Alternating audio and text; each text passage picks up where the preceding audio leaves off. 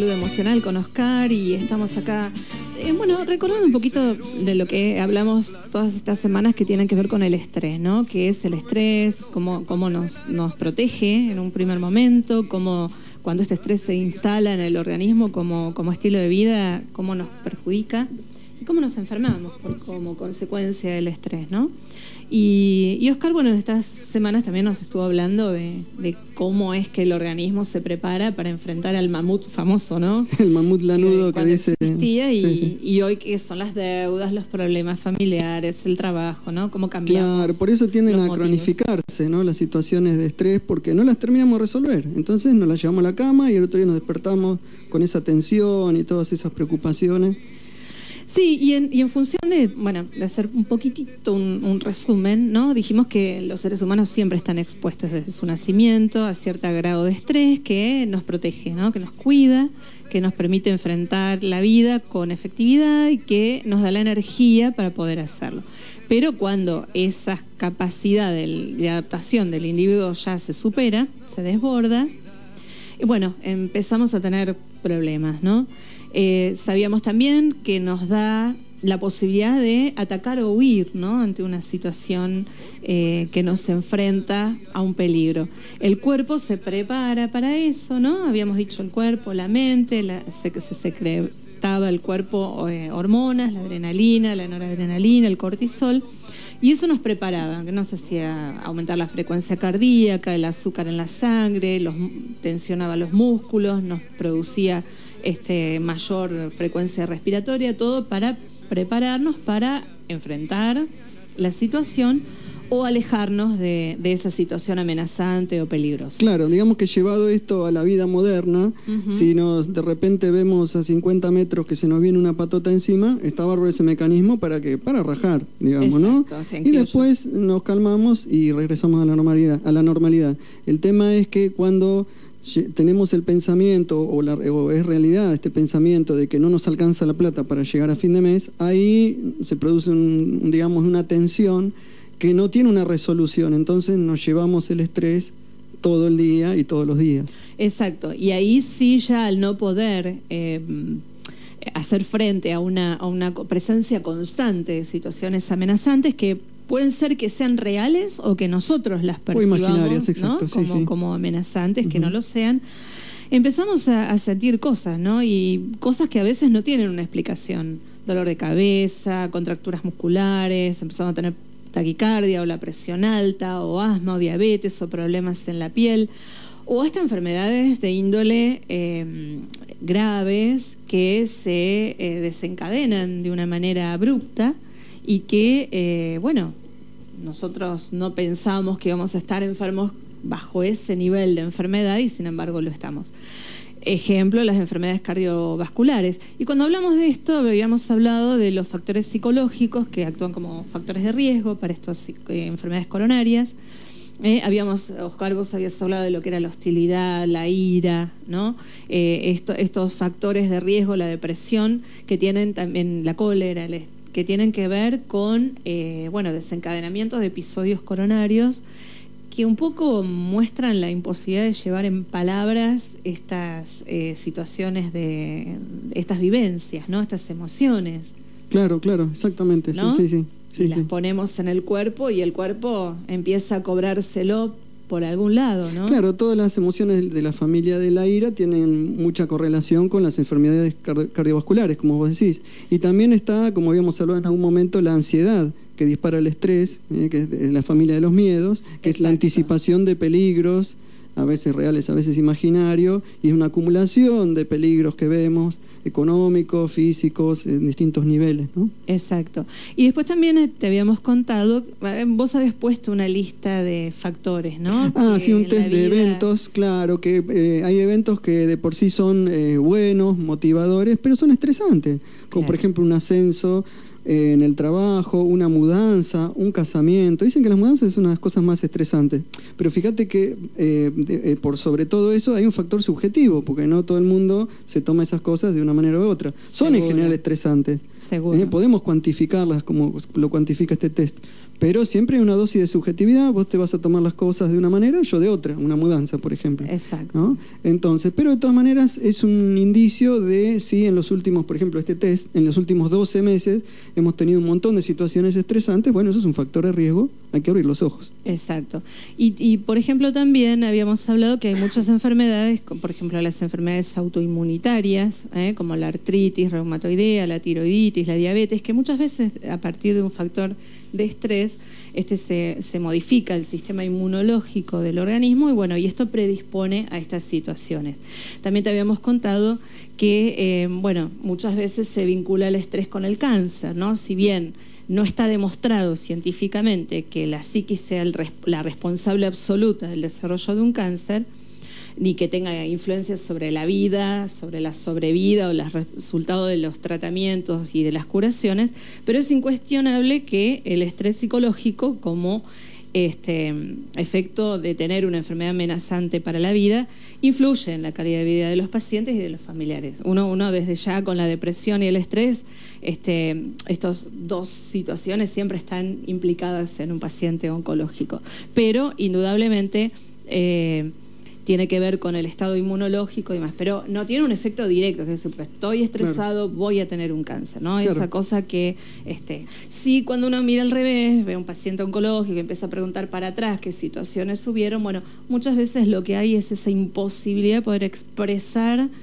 una situación, situaciones de avance impresionantes sobre la autoestima o que tienen que ver con eso, ¿no? Y más la ira y la cólera y todas esas cosas contenidas que se ven en lo cardiovascular, ¿no? Claro. Sí, hay como a veces ciertas emociones que acompañan o desencadenan cierto tipo de enfermedades y quienes se ocupan de estudiarlo o de buscar desde este punto de vista exclusivamente, sacando lo orgánico como un factor, bueno, hay libros escritos sobre enfermedades psicosomáticas de manera numerosa, ¿no? Claro. Pero sí es importante aclarar que es una enfermedad psicosomática y diferenciar lo que es una enfermedad física, porque en el fondo todo termina siendo orgánico. Pero el tema es que muchas veces uno empieza a buscar el factor orgánico y no lo encuentra. Claro. ¿No? Entonces ahí es donde empieza a ver el problema. Entonces, todo este tema que tiene que ver con las tensiones, con el estrés, con la cólera, los enojos, con todas estas emociones, indudablemente el cuerpo no está separado de la mente ni del espíritu, ¿no? Claro, y también dijimos que es una enfermedad multifactorial por eso, porque es un montón, es algo muy complejo, por eso, digamos, desgranarlo y digamos, decirlo didácticamente, lleva un tiempo porque hay un montón de factores, lo emocional, los hábitos de alimentación, la actividad física, un montón de cosas que influyen en la formación, digamos, de una enfermedad y por lo tanto en la salud, en la curación y en la salud, en estar bien. En términos generales, ¿no? Hay un círculo vicioso, ¿no? Porque claro, esta emoción me gatilla una situación física, esa situación física me altera la emoción, ¿no? Claro, por ejemplo, sí, tenemos miedo de por estar enfermo y no saber qué va a pasar, y por ahí nos da bronca eso porque no nos permitimos tener miedo, entonces, y a veces pasa al revés, detrás de una ira después nos da miedo, es decir, somos muy complejos, ¿no? Por eso a veces digamos, lo analizamos y lo podemos explicar en un pizarrón, pero la realidad nos indica que las cosas son muy complejas, así como cada situación de nuestra vida que medianamente compleja, por ejemplo, un problema familiar, una discusión familiar, acarrea o trae como consecuencia un montón de emociones, no una sola, una puede ser la principal, pero hay un montón de emociones que se desencadenan. Y así, bueno, tiene que ver con el estrés y la enfermedad también. Y lo que vos siempre decís, ¿no? Es ser consciente de eso. Claro, el primer punto es ser consciente de lo que me está pasando, no negarlo, no reprimirlo, y es como un poco tomar distancia de nosotros mismos para ver nuestra vida desde otro ángulo, para vernos nosotros mismos. Si no, es como, si estamos dentro de una taza, no vemos que estamos dentro de una taza, ¿no? Hay que salir para saber que estamos dentro de una taza. Bueno, eso pasa también en nuestra vida con temas de enfermedad o con temas de emociones fuertes, ¿no? ¿Y cómo hacemos a veces para poder salir de esa taza y vernos desde afuera? ¿Cómo hay alguna posibilidad de algún ejercicio, alguna cosa que uno pueda hacer? Mira, una de las cosas más sencillas que se puede hacer, pero ojo, en este caso, como en cualquier otro ejercicio o práctica, requiere paciencia. Fe en el método y paciencia. La pastillita mágica no la tengo. No, porque cuando se acerca a la gente por ahí realmente desesperada con una enfermedad o alguna molestia importante como consecuencia de emociones, buscan algo, algo inmediato. Y hay que desmitificar eso de que, 10 lecciones para ser feliz o el método que en una semana o en 7 días uno va a cambiar su estado de ánimo definitivamente, ¿no? En realidad son procesos. Pero una de las cosas que yo recomiendo siempre como punto inicial de una toma de conciencia de dónde estamos y de esa actitud o ese ejercicio de vernos desde otro ángulo es escribir.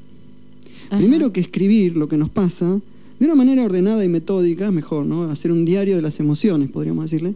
Escribir de una manera, de cualquier manera es terapéutico. Escribir 20 minutos por día está probado que es terapéutico. ¿Por qué? Porque nos obliga a pensar de manera más ordenada. ¿Viste? Cuando tenés que escribir, tenés que hilvanar mejor las ideas. Sí, así como cuando uno tiene que hablar. Si la saca del pensamiento a la palabra, también, ¿no? Por eso hablar no solo un terapeuta, sino un amigo nos ayuda, ¿no? Pero escribirlo más todavía, ¿no? Y el escribir tiene la gran ventaja, ¿no? Que no solo un poquito nos aliviana, porque por ahí volcamos la bronca al papel, digamos, por ejemplo, sino que después leer lo que escribimos con el tiempo, ahí nos da perspectiva, de decir, de poder analizarnos desde otra manera, desde otro ángulo, de otra. Y muchas veces vemos con ese ejercicio que el mero paso del tiempo acomoda las cosas que pensábamos que eran tan terribles. Sí, ¿no? Tal cual. Por ejemplo, hoy estoy enojado porque no me llamó mi amiga para mi cumpleaños, por decir algo. Tenemos bronca porque no me llamó y yo siempre la llamo y la tengo en cuenta, etcétera. Nos enroscamos en cosas que tienen que ver con historias y con mi imaginación y por ahí escribimos eso y resulta que al otro día nos enteramos que no pudo llamar porque tuvo un problema grave, ¿no? O a la semana siguiente. Entonces, ese ejercicio de tomar perspectiva de las cosas y de ver lo que escribimos y de leerlo como si, digamos, imaginando que es otra persona a la que le pasó, entonces es como que vamos a ser más objetivos todavía, es como si estuviéramos ayudando a un amigo, ¿no? Sí. Entonces, ese ejercicio de escribir es muy bueno y para mí es el primer paso, uno de los más importantes que tiene que ver con la autoconciencia emocional, ¿no? ¿Y vos qué sugerís? ¿Hacerlo todos los días? ¿Hacerlo cuando uno está enojado nada más? ¿Cuál es la mejor forma? Y lo ideal es hacerlo todos los días, me tomo 20 minutos para escribir digamos, escribir sobre los 2 o 3 acontecimientos más importantes que me pasaron. A veces hay gente que dice, pero no me pasó nada. Y no puede ser que no nos pasó nada. Ese es uno de los problemas, que todos los días nos pasan cosas, pero no lo registramos. O sea, no todos los días vamos a escalar la Aconcagua, ni todos los días vamos a ganar un campeonato, pero siempre nos pasan cosas susceptibles de analizarse y de sacarle jugo para ver, para corregir cosas, ¿no? Eso está bueno. Claro. Y porque a veces uno dice, pero ¿cómo escribo? ¿Qué 20 minutos escribiendo? ¿Cómo es esto? 20 minutos es una cifra así indicativa, puede ser más o incluso menos, depende. También, si un día no podemos, no queremos, lo dejamos pasar y no es que se corta, hay que empezar de nuevo. No, los momentos que podamos. Lo ideal es todos los días 20 minutos, un rato. Y ahí surgen un montón de excusas, ¿no? No tengo tiempo, el famoso no tengo tiempo. Sí. A ver, no tengo tiempo, 20 minutos y pongámosle 1 hora por día, porque entre leer y releer cosas anteriores y estudiar alguna cosa relacionada con esto, no tengo tiempo 1 hora por día para mí. Para mejorar algo que después mejora todos los aspectos de mi vida, no tengo tiempo, entonces algo está fallando en mi vida, ¿no?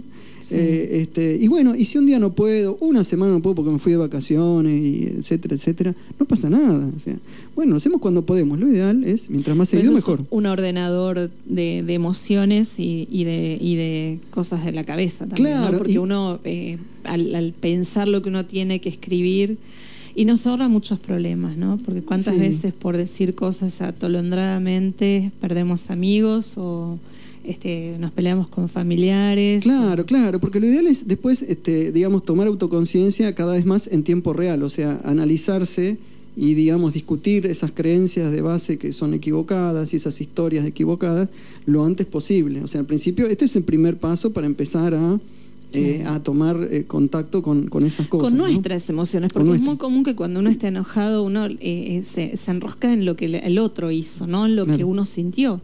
Y por ahí el tener que escribir qué me pasa me obliga a concentrar en lo que a mí me afectó, no en lo que yo supongo que el otro hizo. Bueno, es que hay una clave fundamental y eso también es parte de este ejercicio, y es decir, separar la historia, o sea, el acontecimiento o el hecho de las historias que nos contamos sobre ese hecho. Después lo vamos a aclarar un poco mejor. Ahora en un ratito lo seguimos. Dale. Sí.